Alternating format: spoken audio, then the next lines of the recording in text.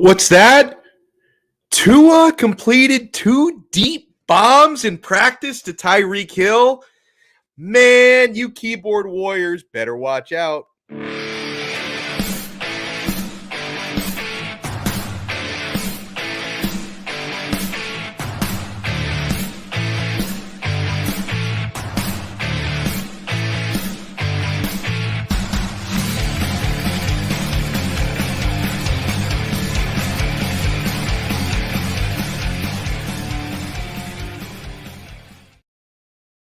Oh, it is. It is! Thursday episode of Donno Daily here on the 5 Reasons Sports Network. Been a hectic week. I am back. I think I've only been, and of course, Hussam is back. Are you eating today, Hussam? I ate right before I came in here. I saw you? Brooklyn Rob's comment. He's like, he's probably going to eat again on Donno's show. I'm like, let me switch it up this time. Let me not eat something on the show. But I will be drinking. I will be drinking, though. Anything alcoholic? What are you drinking there? Some Kirkland water. Good shout with the Kirkland water. People used to slander, men of the people like me and Hussam Patel. Like I buy Kirkland brand stuff, and I commonly buy like, oh look, Ritz Seltzer. I have that in my fridge too. Yeah. But like people used to make fun of us for buying off-brand H2Os that don't really taste a whole lot different from like the Fijis and the Perriers that you rich people out there pay an arm and a leg for. But then all of a sudden you get into a recession. We see mass inflation. And what's everybody doing? Everybody's buying the Kirkland and the Ritz and the RC Cola. We were just ahead of the curve on this stuff, man. All right. So, and by the way, it's always great, especially on a day like today where we're going to be talking quite a bit of Dolphins. It's been an eventful day today. We're also going to have in about 15 minutes, Alfredo Arteaga from 3 yards per carry is going to be stopping in. I did a terrible job writing the title for today's episode. Like I can already tell you, not nearly enough people are going to watch today's episode because I wrote up, because the titles matter a lot. They matter a lot for getting people in. Like, I think once people get in, they see the content. Okay, this doesn't suck as much as I thought it would suck.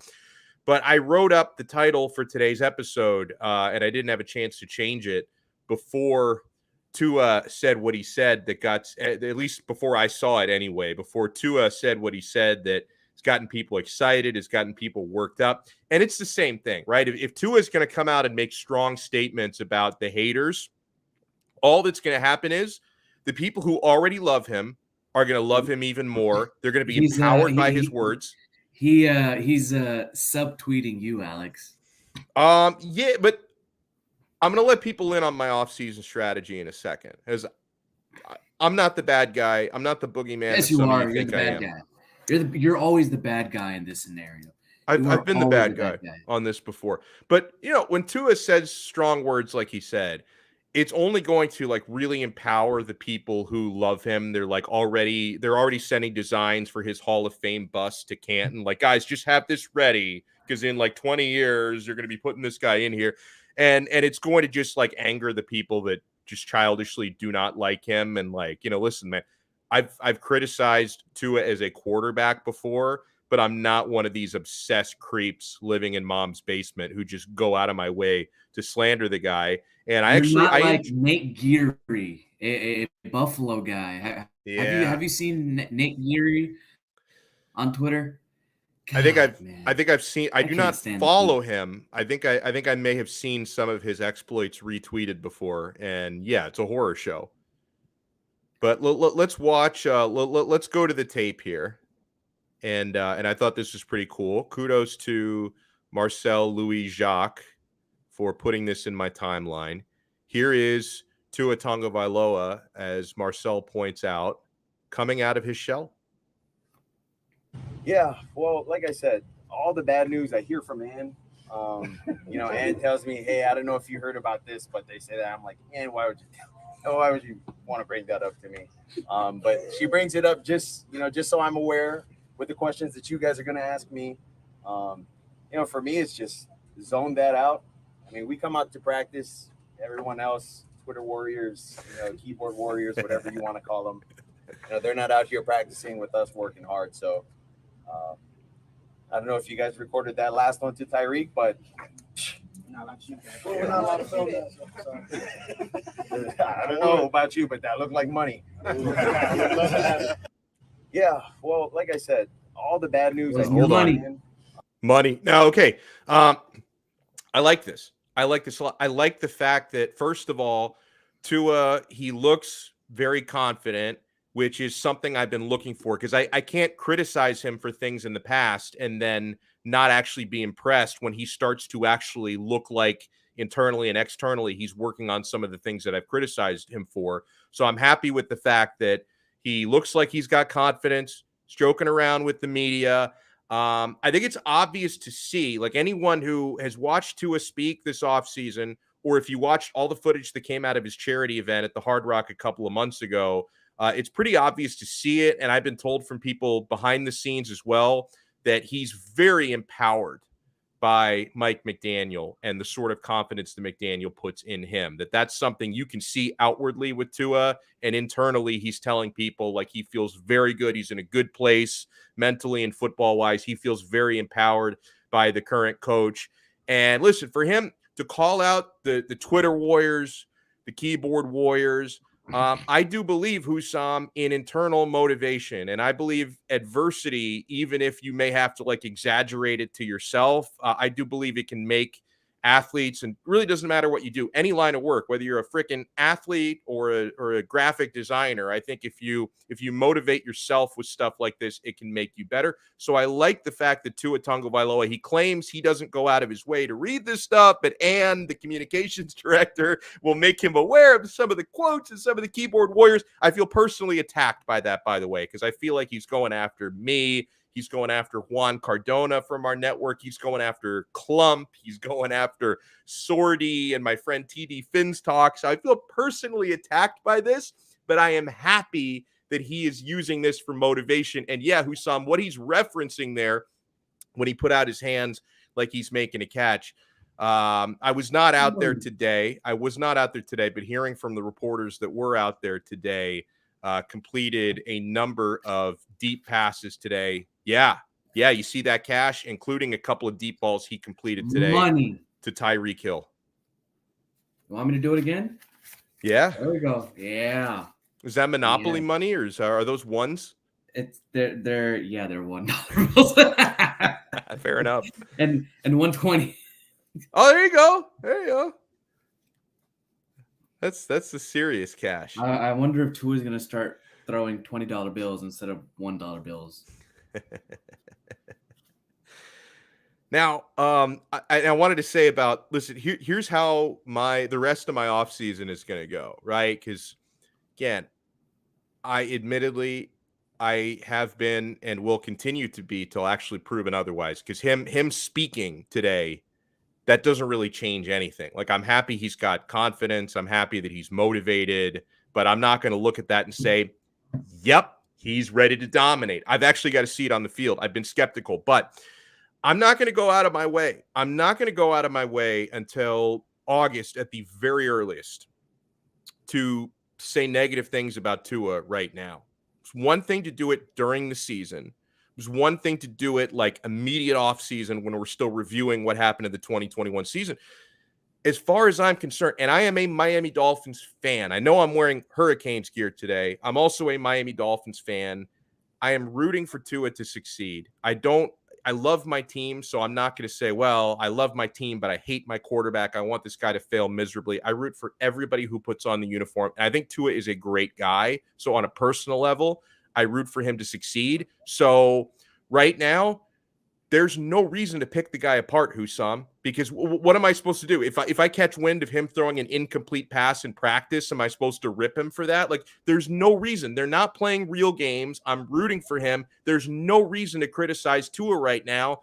I'm going to have to snort some of that hopium. Like, I'm going to have to be like the rest of you guys and say, hey, looks like he's getting stronger. Looks like he's adding some velocity, got a lot more talent around him. They're not playing actual games right now. So why would I say anything negative when there's nothing new negative? It's only Go to Dolphins ATB Twitter account real quick. I'll show you something negative, which I'll show you something which was posted on the account. And it was taken negative by really a lot of Dolphins fans. Yeah. is And then it Nick like a Hicks, is it a his recent trainer. Yeah, I actually posted this on the ATB account post? itself. And Nick Hicks, his trainer, actually chimed in Really? as well. Now And that guy's a crybaby. but yeah, it was just like one throw, one read. He's like, oh man, like there was a wide receiver taking an out route. He was open, could have had like bunch of yards after the catch, but Tua opted for the post, the deep post as well, going towards the middle of the field, threw the Okay, ball. I'm looking for Dolphins It's ATB. I don't. Dolphins _ ATB. That's why. Hold on. Yeah, Dolphins _ ATB.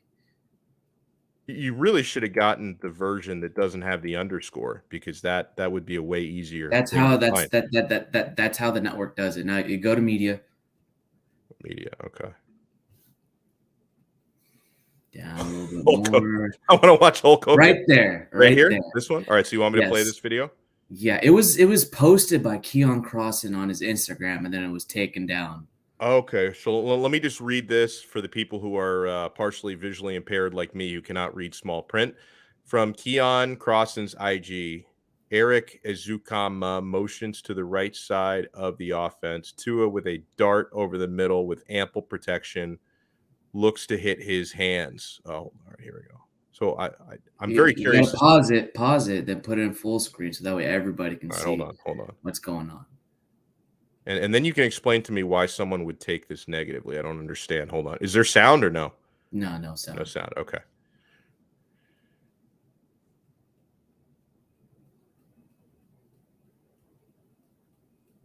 Okay.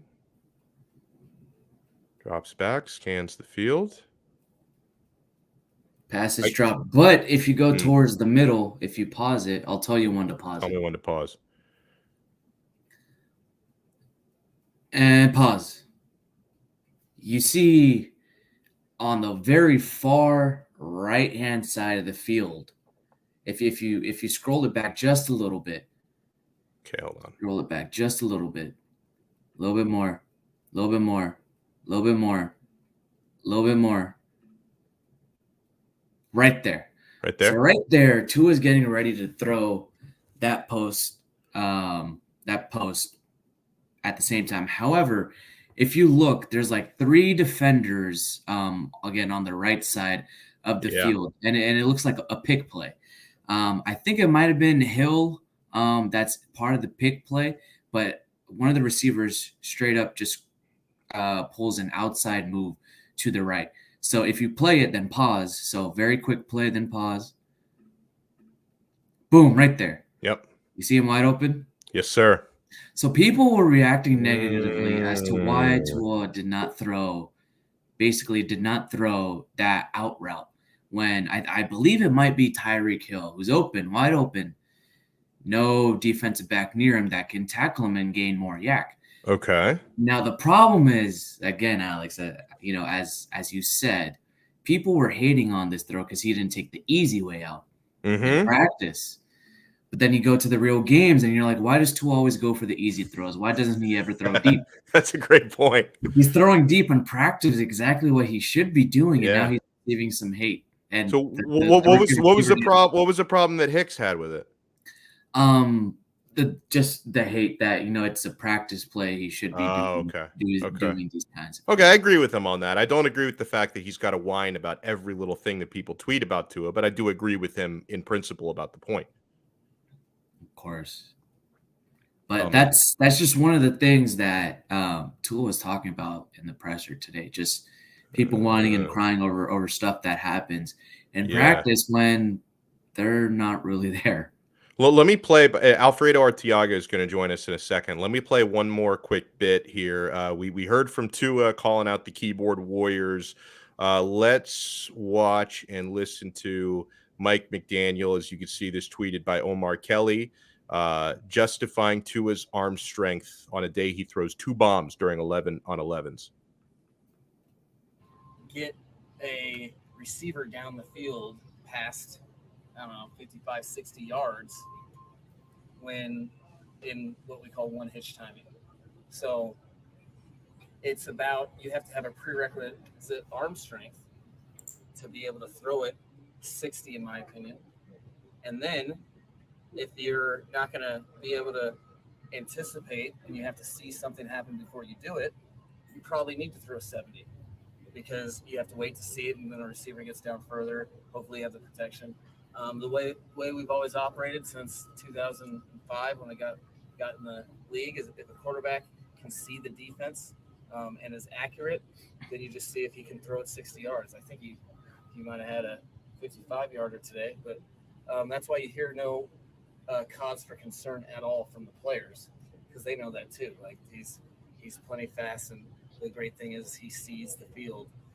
He's not throwing the ball 85 yards, but I don't see the practical application of an 85-yard thrower unless you have the best offensive line in the history of football. Yeah, I mean, practical application is important. I always used to say that to math teachers growing up. It's like, why do I have to learn all this shit when I have a calculator? Like, well, so yeah, there is a why do you have to throw it 85 yards when you probably don't have the offensive line to do that anyway? All right, let's bring on our very good pal and an absolute stud when it comes to covering the Miami Dolphins. And I love the product placement. He's got the Prize Picks hat on. We'll be talking about Prize Picks a little bit later on because NBA Finals starting tonight, guys. Even if you don't have to enjoy the game, because you're probably not going to enjoy the fact that the Heat are not in the NBA Finals, you're going to enjoy making money with your selections on Prize Picks during the game. But Alfredo Arteaga is with us. Alfredo, how are you, sir? I'm doing great, and I took the Dubs -4 tonight. Yeah, I haven't locked in. I'm probably going to lock that in as well. I'm disappointed I didn't jump on it when it was 3.5, I think, earlier in the week. I have already placed my series bet on the Dubs -150, and I also placed a wager on Steph Curry at even money for Finals MVP, because the way I look at it, if the Dubs win the championship, it's hard to believe Steph Curry won't be the Finals MVP. So I'm partially ready. I don't think he has one, right? So yeah, that's a good point. It was Iguodala for one and KD and Durant for the other. So yeah, that's true. That's true. Iguodala in the finals again. How shocking is that? Yeah, and he'll get another Finals MVP. Watch, just to blow up my bet. Okay, so Alfredo, it's crazy, and again, like I've already said my piece a little bit on this, that people assume they're going to come to me and I'm going to like rip on Tua. I liked what he said. Like I liked what he said about the Twitter warriors and the keyboard warriors. He looked and sounded very confident, which is one of the things I've wanted him to appear to be more so. And listen, people can say, well, the last couple of years, hated his head coach hated him, was hard to look confident. I like the version body language wise of Tua that I'm seeing right now. I like hearing that he's throwing deep bombs in practice and completing them. And I like the fact that he's calling people out and using Twitter warriors as motivation. And that's only Alf making the Twitter warriors even angrier. Oh, absolutely. That all you needed was for that soundbite to get out there, and within seconds, they were out there like locusts, right? Like cockroaches, just crawling all over Twitter. Like, having it be known, hey, Tua said something. Hey, look at me. I hate Tua, right? Like Nate Geary. I told you this already, Donno. Nate Geary was on it already. 2 seconds right after. Yeah, these people are sick. Like these people are mentally ill. Like, hell with these people. The problem is that if Tua has a great season, these people will just disappear into the ether. But certain people like Nate Geary, like, where are they going to hide if Buffalo loses a game to Miami this year? Yeah, what happens if Tua turns on the hoser against the Bills week 2? Yeah, like, No. You know what he's going to say? Oh, it was a fluke game. New offense by Mike McDaniel. Bills didn't have tape on it. Next game when we play them, we'll shut them out. That's what it's going to be. We already know what it's going to be. There's always going to be an excuse, one way or the other, But that we're here talking about practice and defending him defending a couple of throws at the end of practice, which by all accounts, and there's video of one of them, was very, very good. It tells you all you need to know. Like, these people are extremely invested for whatever reason. Like I said earlier on OnlyFans, if I worked if I covered the Buffalo Bills, I wouldn't care about Tua. I wouldn't care about the Miami Dolphins. I wouldn't care about anything that has to do with anything other than the Buffalo Bills winning a championship, right? Yeah. But evidently, Tua's more important to them right now. So what does that tell you? By the way, I want to throw this out to the live chat. Give me a yes or a no, or a simple thumbs up or a thumbs down would suffice.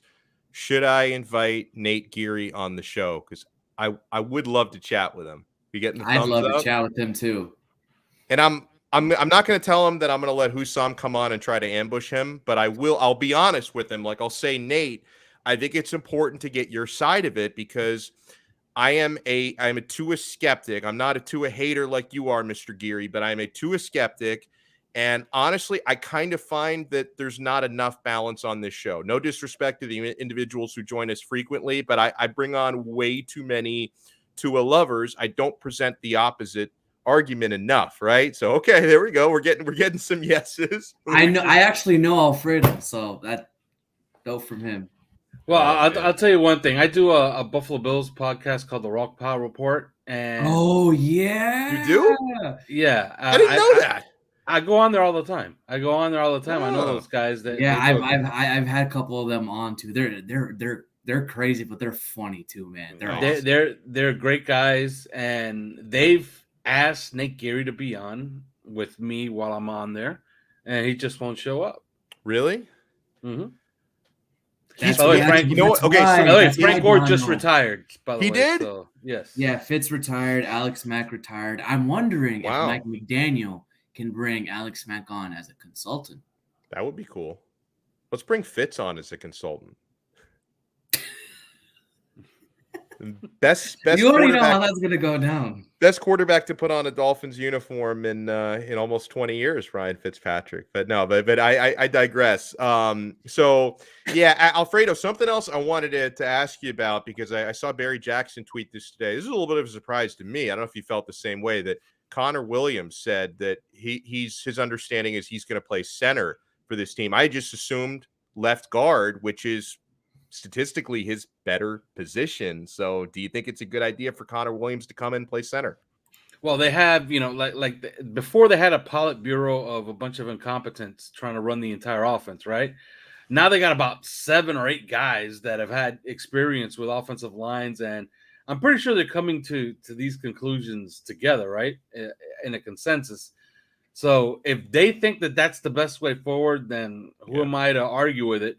But I will say this. There's been rumblings of that for a while. There's a trickle-down effect from there. What I'm really interested in is, where does Robert Hunt end up finally? Because if Connor Williams ends up as the center, that means that Liam Eichenberg and Austin Jackson are probably starting. So who plays where? Or is Robert Jones going to take over at left guard, like it's been rumored out there? So the basic understanding for everybody right now is Teron Armstead, some form of Liam Eichenberg, Solomon Kinley, Robert Hunt at left guard, Connor Williams at center, Robert Hunt at right guard, Austin Jackson, Liam Eichenberg, somebody at right tackle. That's what the general consensus is. And honestly, I'm not even surprised that Connor Williams is in the front running to be a center.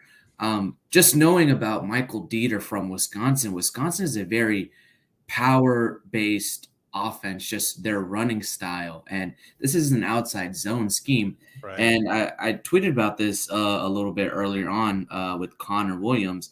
He had reps with the Cowboys last season in practice and spring training as well for center. He's, a plus run blocker, plug and play technique across the board, can redirect people. He has smooth footwork laterally, which is needed in that outside zone system. And he can hold blocks for a long, long time. And you want somebody who has those qualities that can play center like that. And I think Williams being the starting center isn't as shocking to me. Or we could see Dieter at left guard too, potentially. He's played left guard before. Although, if you've watched Dieter since he got here, he's been a piss poor guard, and he kind of looks serviceable at center. So Yeah, that's my thing. So I would say Dieter either starts at center or doesn't play at all. Is my guess. And I still think that it's in the cards that they have a break in case of emergency card that they can play, which is Robert Hunt at right tackle, and they have a ton of guys that can play right guard. Even Robert Jones as well. But they're in shells. We'll see them in camp when they actually hit, and once you see that first lineup with full pads, then we're gonna have an idea of what the offensive line actually will be. By the way, I want to remind everybody stopping in, because I think I forgot to remind you at the top of the episode, smash of the like button, hit that thumbs up button. Make sure you subscribe to 5 Reasons Sports on YouTube, and make sure you check out everything in the 5 Reasons Sports family, including Alfredo Arteaga on 3 yards per carry. Anything else stand out from the offseason work this week, Alfredo, outside of, we talked about Tua completing a couple of bombs today in practice, showing a little swag, talking to the media. Anything else that's caught your attention? Yeah, Mike McDaniel wearing hoodies every single day, and then he finally explains why he's doing it. I don't think it's a very good explanation. Like, if you really want to, because he says he wants to feel what the players are feeling. Cool, then go out there in a tuxedo next game, or a suit, But I guess I think he wears it because it looks cool, and he knows that it looks cool. Yeah, hoodies look cool, even in 90-degree heat. Yeah. I think the fact that Noah Igbenogany is starting to make some plays in practice and at training camp is a little bit of a positive development, but it's mini camp. Pads although he's been singed like twice by Tyreek Hill and one time by Jalen Waddle. When is the premiere? How much do we blame him for that, though? I mean, when is the premiere of Hussam? So, Brooklyn Rob, I actually do have a podcast today. Alf and I are trying to hammer out a time later today. Yeah, so it's going to be a little bit of a scouting combine, 3 yards per carry mesh today. Maybe 5, 6-ish, something like that. Oh, well, if you do it a little bit later, I can watch live, because 5, 6-ish. I mean, listen, you don't have to plan your schedule around me watching. I'm just letting you know, though, 5, 6-ish. I'm going to be like knee deep in after school parenting. So if you can wait till my kid goes to bed, I appreciate it. Alf, how does 6 sound? 6 sounds perfect. Perfect. 6 it is then. Oh, man. All right. Fair enough. All right, Alfredo, before we let you run, my friend, let people know where they can find 3 yards per carry and what you guys have planned throughout the rest of this painfully long offseason. Well, you can't find 3 yards per carry anywhere this week because we're off. But next week, you can hear Kai Chen Chisholm and Juan Cardona. They'll be taking over for the month. Love it. They're going to be stepping in for us, and hopefully they don't destroy our audience that we've taken 4 years to build. But, if anybody can, I trust that they can in the next 4 weeks. So listen for them. And then, if you must know, we'll be back in July when it's time for camp. And we'll actually have some answers. I wouldn't put too much stock in what's going on with the offensive line right now. Yeah. Let's wait for them when they line up with pads, we'll know a lot more. But I do think that Connor Williams thing, that's a real thing. Very real thing. Yeah. And that's an important note, honestly. That's one of the bigger things that's dropped in the last couple of days. So yeah, make sure you guys follow Alfredo. You see the Twitter handle there for 3 yards per carry. Make sure you follow there. It's an awesome show, even when he's not hosting, right? Because I'm sure Kai and Juan are going to do an awesome job this month. But yeah, even when Alf is not hosting, the show is awesome. And follow Alfredo on Twitter at Alf_Arteaga. Thank you so much for stopping by, sir. Thank you for having me. Awesome time as always. And you saw Alfredo was wearing the ever so awesome Prize Picks hat. Prize Picks is the official daily fantasy sports provider here on the 5 Reasons Sports Network. I'm going to be active on prizepicks.com and the Prize Picks mobile app tonight because, hey, if I can't watch my Miami Heat in the NBA Finals, I might as well make some money off of Prize Picks selections. It is so easy. Sign up today at prizepicks.com or on the Prize Picks mobile app. It only takes a few minutes to sign up. And when you're actually making your selections, it takes under 60 seconds, seriously, unless you're like really, really slow at deciding and making up your mind. You could do it in like 30 seconds if you already have your mind made up. So you simply select 2, 3, or 4 players and predict if they're going to go over or under fantasy sports projections or stat projections. So this combines my love for daily fantasy along with my love for parlays, because I love me a good parlay. And you win real money on Prize Picks. You can win 10 times your money for getting 4 selections correct. You can double your money on 2 selections, guys. Fully legal and available in Florida. We always have to point that out for stuff like Prize Picks and BetUS, because people are always wondering. Yeah, absolutely. Prize Picks, full go. You can enjoy it to your heart's content. And do us a favor, and really do yourself a favor. When you sign up at prizepicks.com or the Prize Picks mobile app, make sure you use our code 5. When you make your deposit, they're going to ask you, there you go, but spell it out, F-I-V-E. They're going to ask you if you have a code. You do. It's our code. Type in our code 5, F-I-V-E, and they're going to match your first deposit 100% up to $100. Double your money. Why wouldn't you want to double your money? Prize Picks truly is daily fantasy simplified. And I'm going to have a ton of cash on the line this evening, my friends, because I'm also going to be wagering the game on our Mush Will Be Active, which translates to a lot of losing tickets. I have to flex a little bit here for Brooklyn Rob. I was in a real degenerate mood yesterday, Rob. Husam, I was in a real degenerate. I just don't know what the story is going to be. Oh, man. No, so, okay.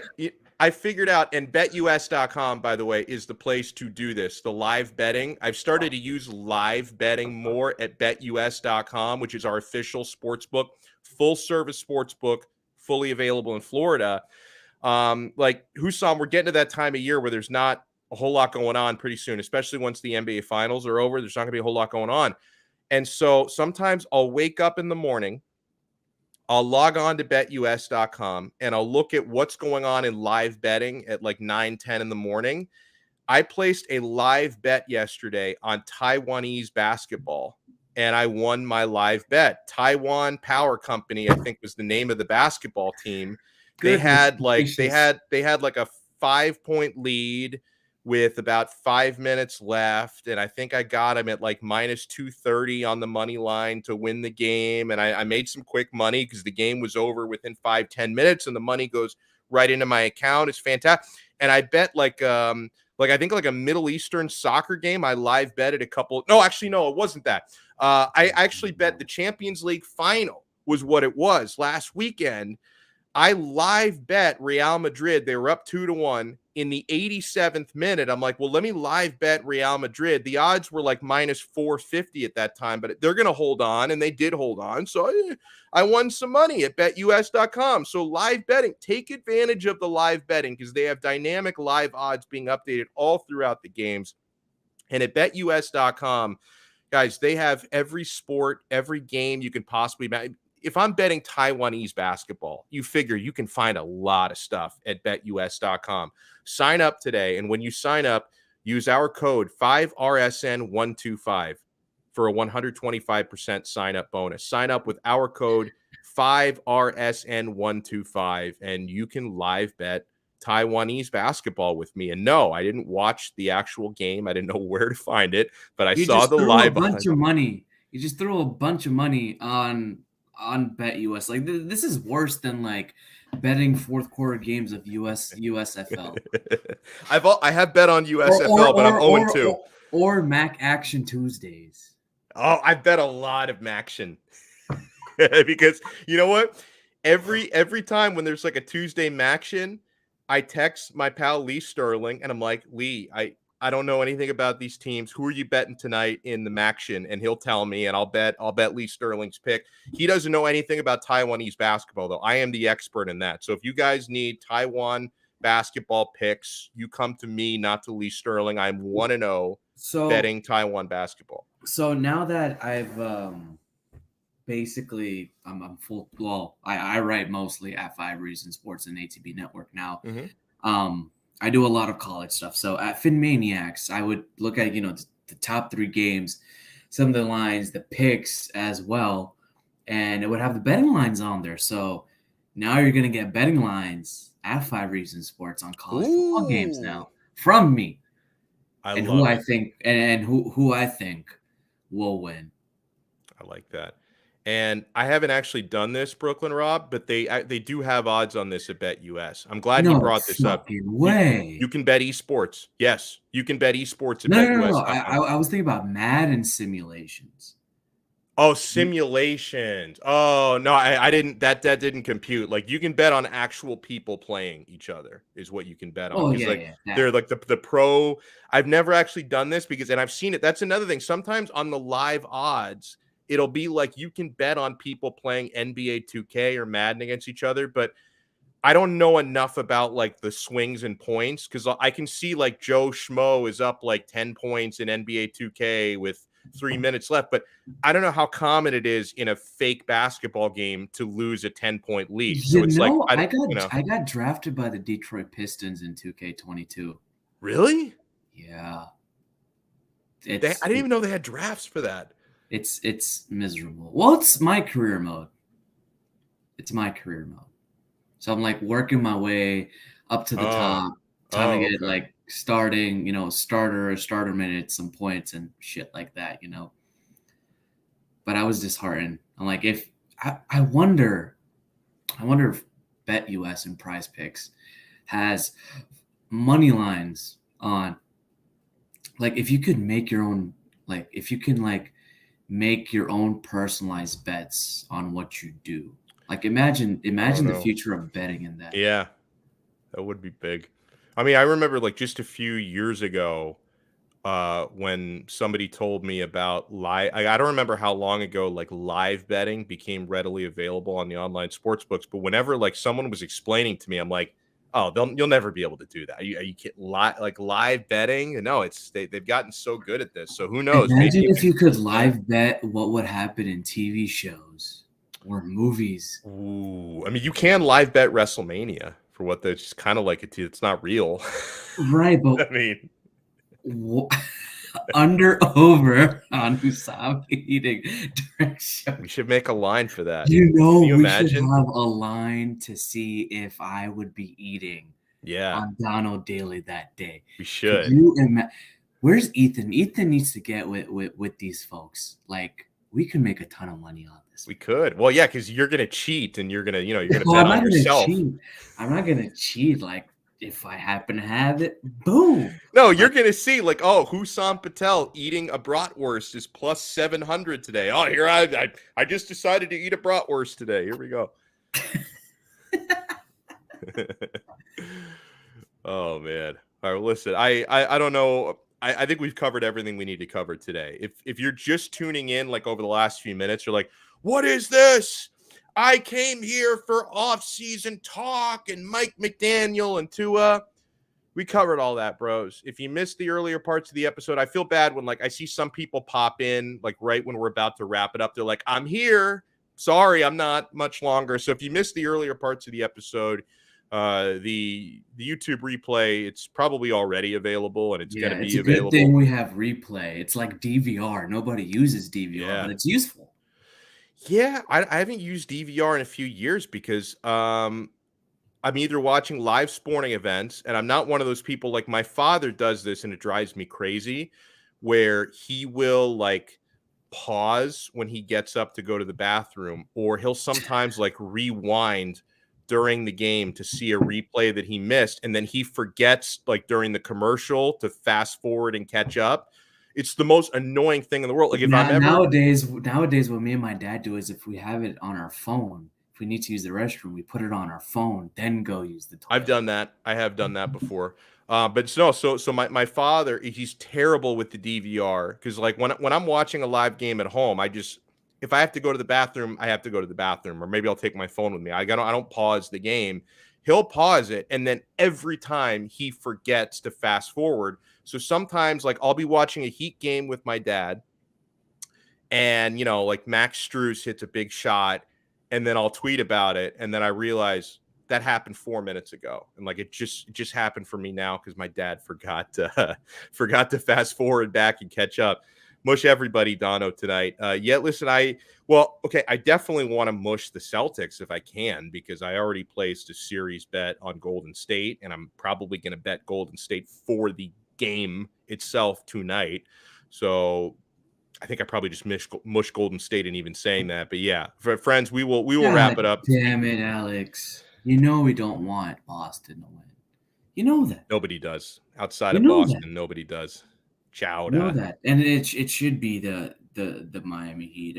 Anyways, I didn't even get your take on the timeline or ask you about this, but how did you feel about Jimmy taking that last shot? Yeah, dude, I've talked to 20 different people about this. 10 of them feel one way. 10 feel the other way. It's the most polarizing thing. I'm okay with it, right? Me too. First of all, I think Jimmy, he earned the right to take that shot or whatever shot he wanted to take in that moment. It was a good look. It almost went in. Like, I thought it was going in. When I was watching it in live time, I thought it was going in, and it would have been incredible. It would have been one of the biggest shots in postseason history had it gone in. And I understand the context of that moment. The Heat were broken down. Like, Boston was the better team in that game. Like, I felt fortunate to even have it come down to one shot, because the Heat were swimming upstream like salmon the entire game. So had it gone to overtime, I think we would have been clobbered. Like, I should eat salmon next time. You should eat salmon. You could swim upstream, you get those salmon. So had it gone to overtime, the Heat probably would have been clobbered in overtime. Yeah. Jimmy had played 48 minutes. He had nothing left in the tank. So I know it's been the heated debate I think it's died down a little bit because we move on with our lives at some point. But for a couple days, it was a heated debate. Should he have driven to the basket? Some people thought he should have kicked it out to Max Strus. But, bros, you know how that would have gone. If he had kicked it out to Strus and then Strus missed the shot, Jimmy would be getting crucified. He would be getting absolutely crucified for you're the star player. You're the franchise player. You should be taking that shot. Absolutely. That's what it would have been. That's what he took the shot. Missed it, flailed onto the left side. But, hey, I would live with that because there's Jimmy Butler. Yeah. He was the reason we were in that series, and he was the reason why it went to 7 games. I do think that the Heat will run it back. Maybe one extra player, possibility of Embiid or Mitchell is there, but I don't know if it's. I don't think Embiid is a possibility. Mitchell maybe, but not Embiid. I think there's slim possibilities, but I don't think it'll happen. Miami will probably go for another mid-tier power forward or something that'll help them, next season, and have some type of power forward or potentially another center that can run with Bam, give them some height, give them some defensive presence around the rim to not only help Bam, but Jimmy as well. Well, that is well said. Everybody, make sure you follow Hussam on Twitter, Hussam Patel, and let people know about your work on 5 Reasons, ATB Network, and also the show that you and Alfredo are putting together tonight. Ooh, got it right on my first try. See that, baby? Ooh, got them both. It's hard. Yeah. At Hussam Patel on Twitter. Yeah, I just put up my very first article, just talking with the players, a former Texas Longhorns wide receiver last season, Kartik Akihol. Okay. May was AAPI month, Asian American Pacific Islander month, and he basically represented 1.79% of Asian American athletes in NCAA. Whoa. Yeah, and he was the only Indian kid in all of college football. So wanted to get his story, how he started off, things like that. How can we get more representation on the field? Because we have some representation in the media and ESPN, NFL Network, mainstream media, like here at 5 Reasons Sports with Jonathan and I here, being South Asian and Caribbean as well. So, he gave some good feedback on that. The article is up on ATB Network. As for the scouting combine, Alpha and I are going to be talking a little bit about Tua, Mike McDaniel's offense as well. I have an article coming out soon on ATB Network, and it'll be reposted on 5 Reasons Sports as well, just detailing what we're going to be talking, what Alpha and I are going to be talking about Excellent. on the podcast later tonight at 6 p.m. That's awesome. So make sure you follow Hussam and his work. Make sure you follow me at Alex Donno. Also, make sure you're here every day, or at least every day that I'm on. And also, if you're a Miami Hurricanes football fan, make sure you watch Locked On Canes. Hussam has been a guest on that with me before. I host Locked On Canes on the Locked On Podcast Network. You know, if you've heard of PFF's stock exchange, it's basically like an NFL draft podcast. Yeah. So Trevor Sikkema, who's been on the Scouting Combine, and Connor Rogers, who's a big Jets guy, they have the same ranking for Tyler Van Dyke as well, and they think he can be a top 5 quarterback next year. That. And I agree. And let me hit on this. David pointed out, I did see this on Twitter today. I hadn't mentioned it yet. Sasha Barkov has become a dad, I'm hearing. Congratulations to him, man. That's not a bad dad to have. If you get born into to the family of one of the great hockey players in the world, said he's a great guy as well. So congratulations to he and his. I think he's married, but even if he's not, congratulations to him and his partner for growing their family. Awesome stuff. All right, my friends, we will talk to you guys again tomorrow. Domani, as we say in the old country. Tomorrow at I think we're gonna do 2:30 again. Thank you, Hussam, on another episode of Donno Daily on the 5 Reasons Sports Network. See ya.